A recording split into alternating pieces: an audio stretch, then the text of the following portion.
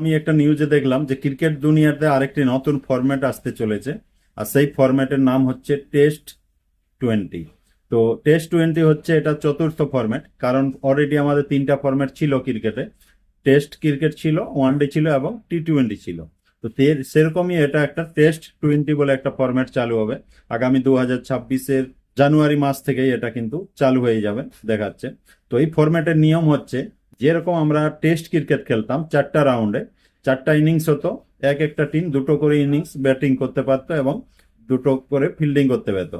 তো সেরকমই এই টেস্ট 20ও হবে, দুবার করে ব্যাটিং করতে পারবে, 20 ওভার করে মোট 80 ওভারের খেলা হবে।